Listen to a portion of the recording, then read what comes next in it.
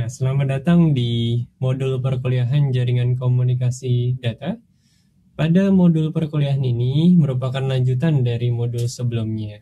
Kita akan membahas berupa connection oriented. Ya, tapi sebelumnya saya akan coba mereview kembali yang sudah kita pelajari sebelumnya, yaitu mengenai connection non-oriented connection seperti UDP. Ya, jadi kalau kita lihat di sini, ketika kita menggunakan UDP, ya, di sini UDP tidak ada sama sekali connectionless.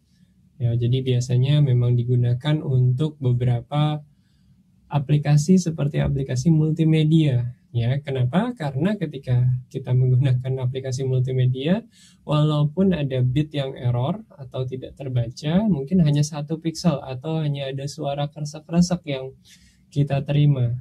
Ya, jadi namun ketika suatu file kita terima, ya, tidak lengkap bitnya, otomatis file tersebut tidak terjamin integrasinya dan integritasnya, dan kita tidak bisa membuka file tersebut. Ya, jadi perlu diketahui bahwa antara UDP dan TCP itu masing-masing memiliki kegunaannya.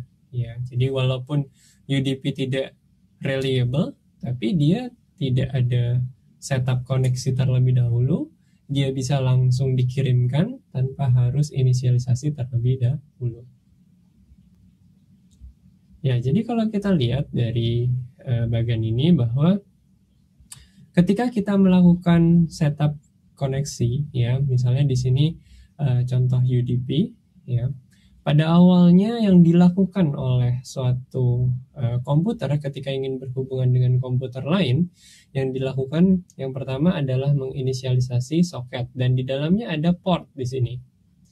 Ya, sama, receiver juga menginisialisasi soket dan menentukan port mana yang akan digunakan untuk menerima kiriman dari proses di host lain. Jadi kalau di sini kita bisa lihat bahwa pengiriman dilakukan dari misalnya P3, ya, proses ketiga dengan port 9157, ya, jadi dia inisialisasi port 9157. Proses pertama menerima dengan port 6428. Dan di sini proses 4 yang berada di komputer lain, ya, dia menginisialisasi port 5775. Ya, masing-masing punya IP address-nya, ya. Jadi pertama-tama yang dilakukan adalah dia menginisialisasi port, ya. Lalu pada saat pengiriman kita lihat tanda panah ini, dia lihat source port-nya adalah 9157 yang merupakan port asal, ya.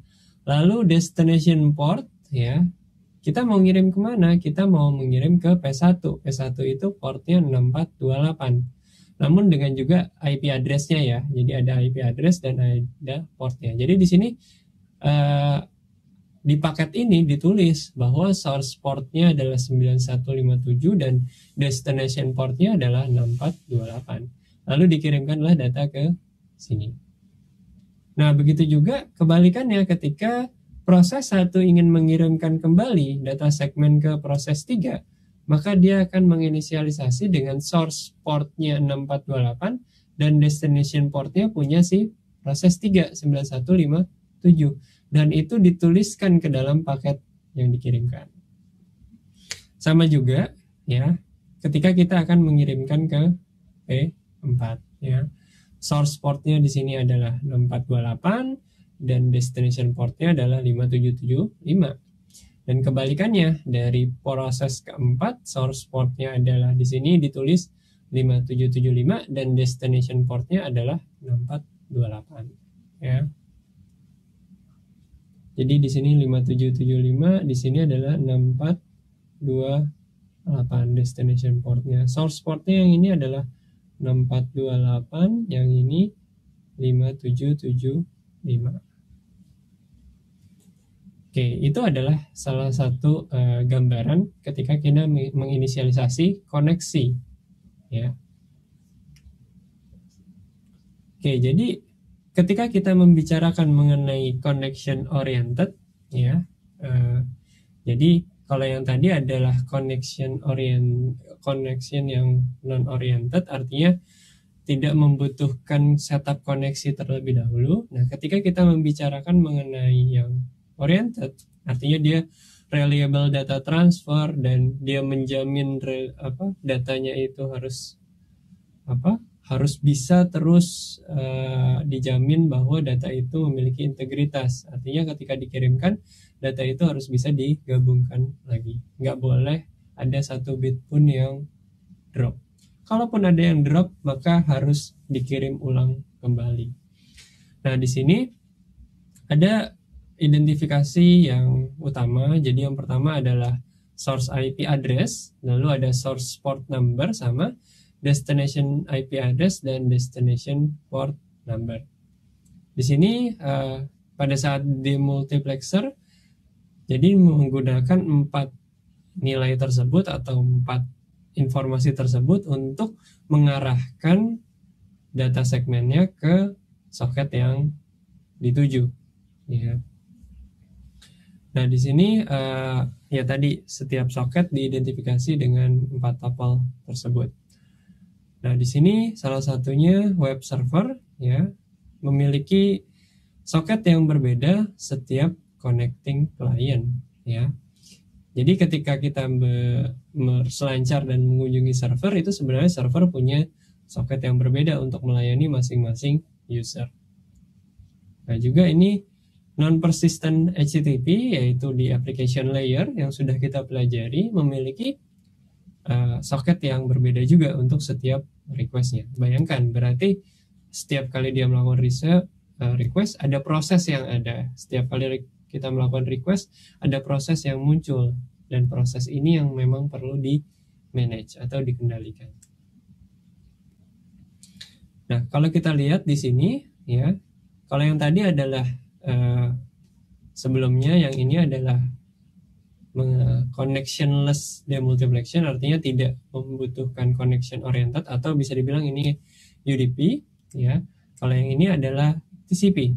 Kalau kita lihat ada source IP dan port ya yang diidentifikasi. Jadi di dalam datagram atau di dalam paketnya itu ditulis asal IP address dan port numbernya. Lalu ditulis juga destination IP juga dan portnya. Jadi kalau kita lihat di sini, ketika server, ya kita anggap ini adalah server karena dia melayani dengan banyak proses, dia memiliki satu soket untuk setiap kliennya. Ya, jadi dia di sini ketika dia mau mengirimkan file dari sini ke sini, maka source IP itu dari A, dari IPC A, dan di sini port numbernya adalah 9157 dan destination portnya adalah 80. Tapi jangan lupa bahwa ada yang namanya IP address. Ya. IP address ini bisa dibilang adalah sebuah alamat yang mengidentifikasi host kita. Ya. Biasanya misalkan IP addressnya adalah 192.168.100.3. Ya. Saya pakai IP lokal aja, misalnya 192.168.100.4 misalnya. Ini untuk yang di server B ya. Yang ini A. Yang C misalnya 192.168.100.7 misalnya. Nah, ini adalah identifier atau alamat ya. Ya bisa juga kalau di pengiriman barang ya ada kode pos, ada RT, ada RW, ada makin kecil kembali itu ada nomor rumahnya, kompleknya apa, sama dari mulai yang besar ini sampai yang kecil ini masuk ke analoginya komplek rumah ya. Jadi ini adalah alamat tempat host itu berada. Nanti kita akan membahas ini lebih dalam di network layer karena berhubungan dengan pengiriman atau lalu lintas dari paket data tersebut ya. Jadi di sini identifiernya ada port tetap karena di dalam host tersebut port adalah identifiernya. Tapi ketika komputer ini membedakan dengan komputer ini dan membedakan komputer ini, alamatnya dibedakan dengan IP address, ya. Kalau membedakan aplikasinya, ya, yang dibedakan aplikasi P4, P5, P6 membedakannya dengan portnya, ya. Jadi pemahamannya seperti itu. Ketika suatu kita ingin mengirimkan data dari proses kita ke proses lain yang ada di dalam host B atau server B. Analoginya adalah dia nge-create proses, saya juga create proses. Dia initiate portnya port berapa, saya initiate port saya berapa. Saya tujukan ke IP address yang B, ya misalnya IP address yang B dengan port number proses saya supaya nggak ketukar sama misalnya dari P5, ya. Jadi perlu diingat identifiernya ada macam-macam. Identifier bahwa proses atau aplikasi tersebut di host tersebut adalah dengan port dan soketnya. Sedangkan jika identifier itu untuk membedakan, ya, alamat membedakan antara host yang satu dengan host yang lain adalah dengan IP address. Nanti kita akan lihat ada beberapa kelas IP address.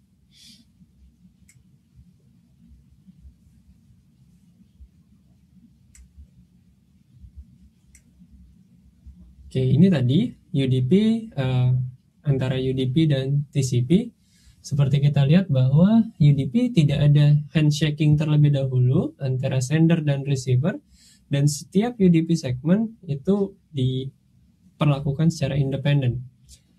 Ya, biasa dilakukan atau UDP diimplementasikan dalam bentuk streaming multimedia karena di situ memiliki sifat loss tolerant. Artinya nggak apa-apa ada satu bit yang drop di tengah atau tidak terkirim, atau 2 bit yang tengah. Seperti misalnya kita video conferencing atau memakai jaringan untuk telepon, ya, memakai Google Meet.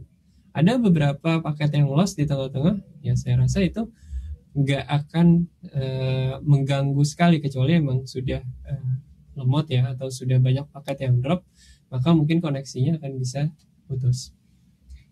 Nah, di sini ada saingannya yaitu TCP, ya.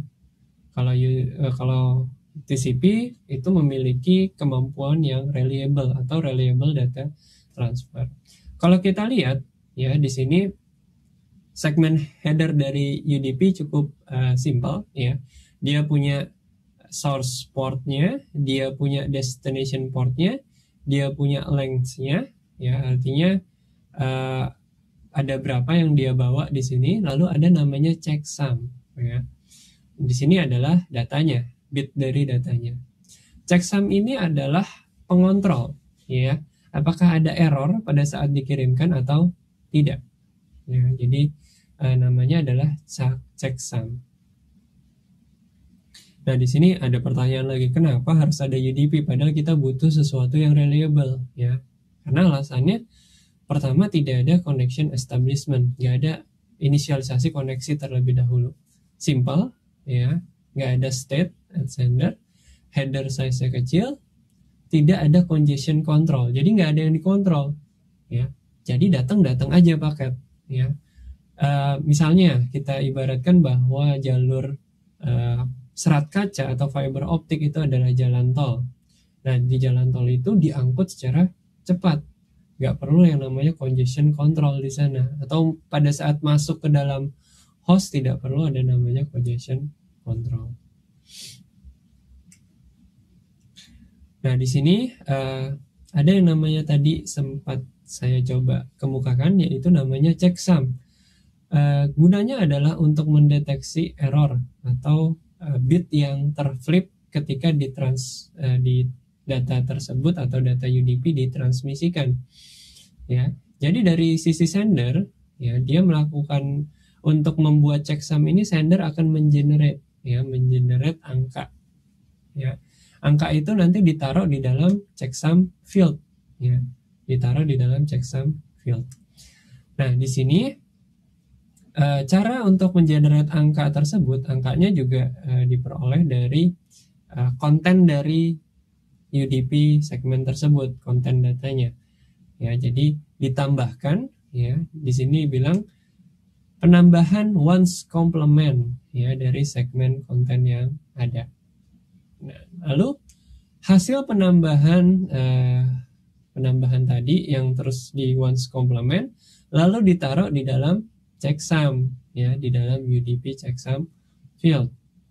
Nah, ketika sampai di receiver, ya, maka checksum tersebut akan dikomputasi lagi.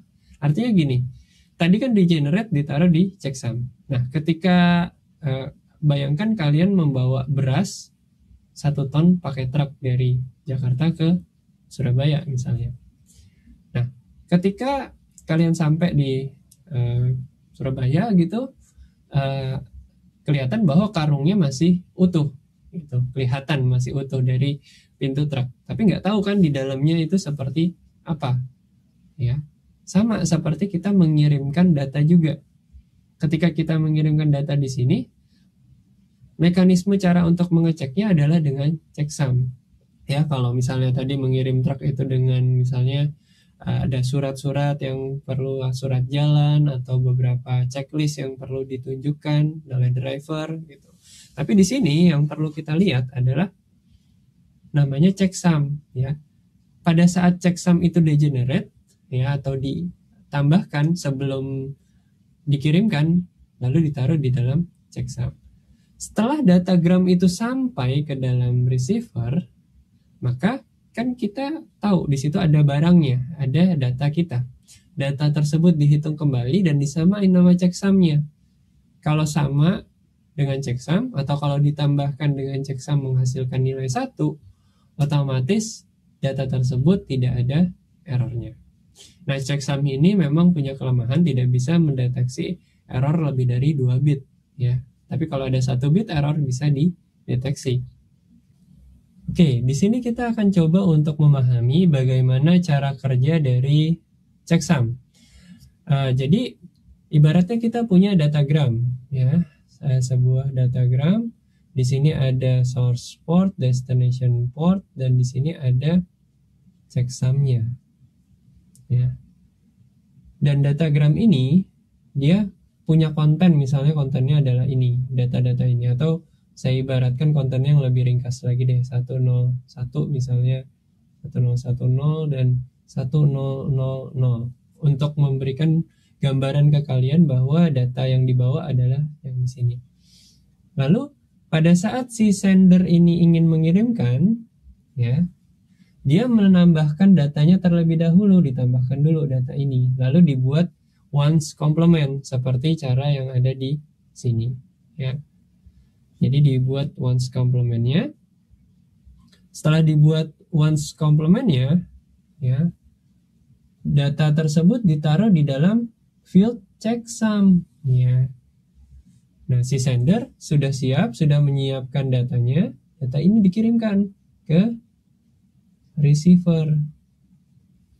Nah, di dalam receiver, ya, dia udah sampai nih datanya, source port sama destination port. Di sini ada checksumnya. Di sini ada datanya juga. Ya, di sini case-nya datanya nggak error ya. Saya coba. Nah, ketika sampai dihitung lagi, ya.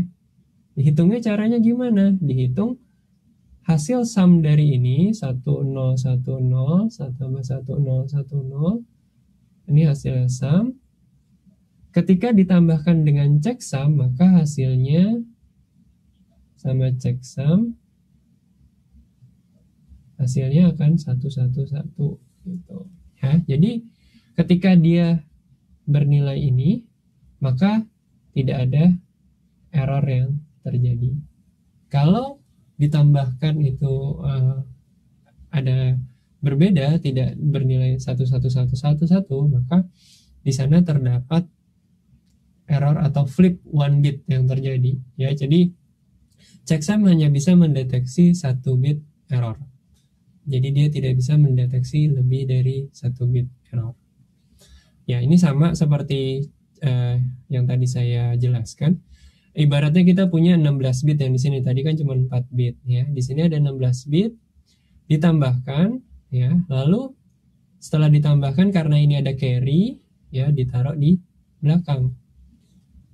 Setelah ini di carry, lalu ini dinegasikan ya, dinegasikan karena kita mau lihat ones complementnya ya. Ones complement adalah memflip bitnya. Nah, kita udah dapat checksumnya. Checksumnya ditaruh di mana? Di field checksum sebelum dikirim. Ya, ketika udah dikirim paketnya kan dia udah ada nih checksumnya, udah sampai checksumnya. Cara taunya barang itu masih utuh gimana? Yaitu dengan cara menambahkan ya antara sum dengan sum dari jumlah ini, jumlahannya ditambahkan dengan checksumnya. Ya, kalau dia hasilnya 1 1 1 1 1 1 1 1 1 1 1 1 1 1 1 1 1 1 berarti tidak ada yang error. Ya, jadi pada prinsipnya checksum itu kayak kunci ya, kunci. Jadi dia tapi bukan enkripsi ya. Jadi dia hanya menambahkan saja dan memflip menjadi one segment ones complementnya ditaruh di field checksum. Ketika paket itu udah sampai di dalam receiver, dilihat checksumnya ditambahkan dengan sumnya. Kalau nilainya 111 berarti tidak ada bit yang flip atau tidak ada yang error. Perlu diingat lagi bahwa dia hanya bisa mendeteksi 1 bit error. Nanti silahkan kalian buktikan bagaimana ketika ada 2 bit yang terflip. Kenapa dia tidak bisa mendeteksi ada 2 bit yang terflip. Oke, silahkan kalian coba cari tahu.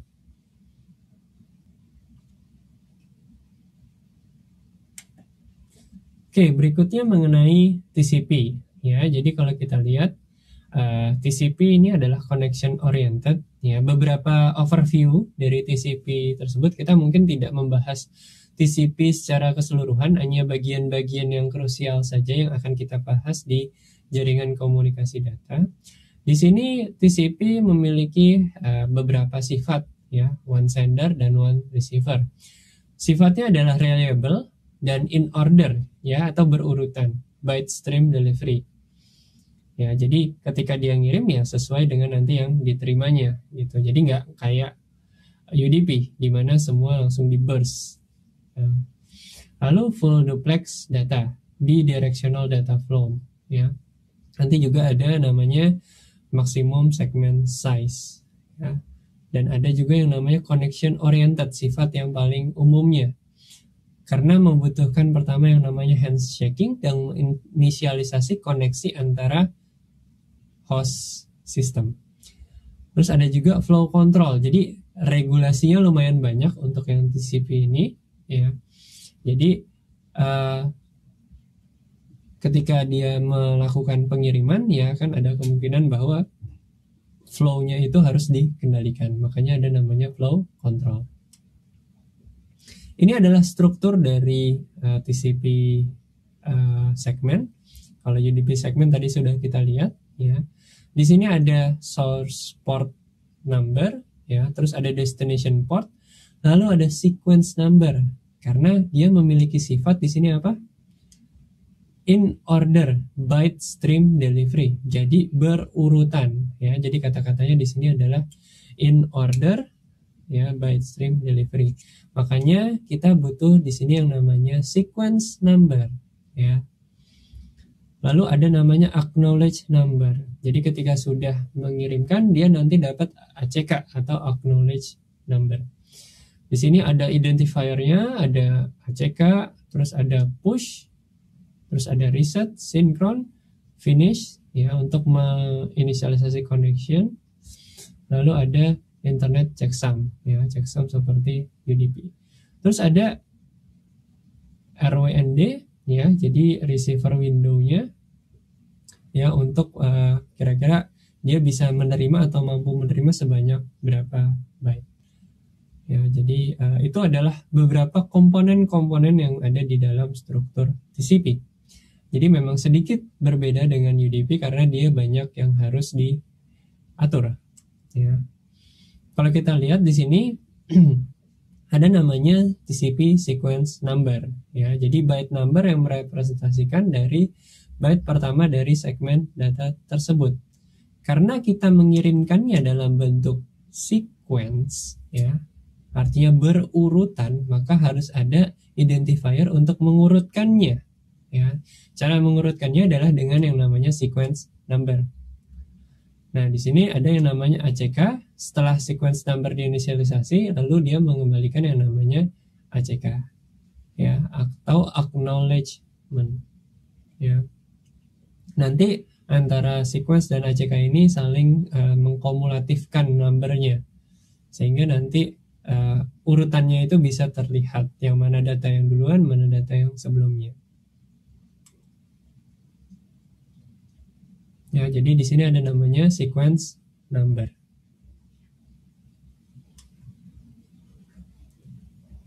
Terus ada juga yang namanya ACK number atau acknowledgement number.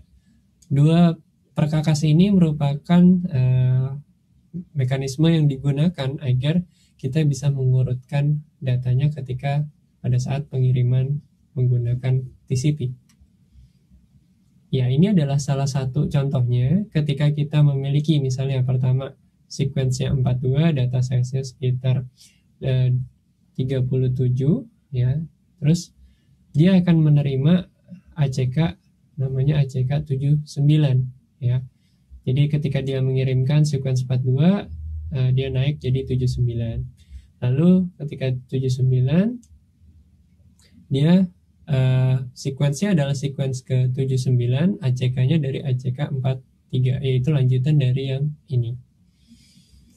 Oke, lalu lanjut lagi setelah dia mau mengirimkan lagi, ya, dia mengirimkan lagi dengan sequence 43, lanjutan dari yang ini, ACK 43, lalu datanya misalnya sebesar 37 byte. Tambahin jadinya ACK-nya adalah 80. Ya, nanti dibalikinnya di sini adalah misalnya sequence-nya adalah sequence 80 dan ACK-nya nanti adalah ACK 44. Oke, jadi pada bab ini atau pada modul ini kita sudah mempelajari beberapa pemahaman mengenai UDP. Ya, bagaimana UDP bekerja, bagaimana UDP mengirimkan atau mengidentifier dia harus mengirimkan kemana, dan bagaimana TCP juga bisa mengirimkan datanya sehingga bisa sampai di tujuan. Ya. Lalu kita juga mempelajari ada di TCP ada beberapa perkakas-perkakas khusus yang digunakan agar datanya bisa dikirimkan secara berurutan, yaitu menggunakan sequence dan acknowledgement.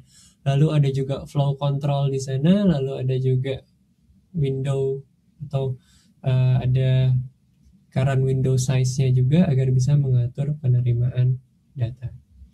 Oke, jadi untuk bab ini atau untuk pembahasan mengenai TCP dan UDP, ya, kita sudahi dulu sampai di sini. Terima kasih atas perhatiannya. Mudah-mudahan kalian bisa memahami mengenai transport layer.